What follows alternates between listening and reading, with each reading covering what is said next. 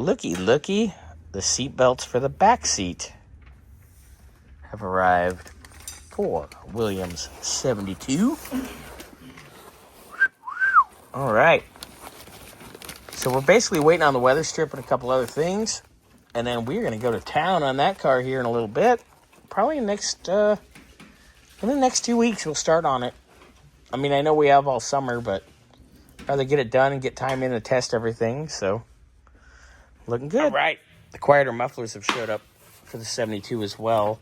I also might put a couple glass packs in the back, kind of like resonators, to help quiet it up a little bit more.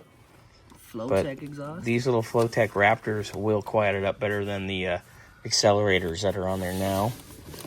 Both of them came in nice. Yep, we're good there. Yep, good old Alan got us set up. 4 3/4 by 10. Yep, good old Alan. He got us set up. Look at that. Nice. Yep, Mustang Country. Alan hooks it up.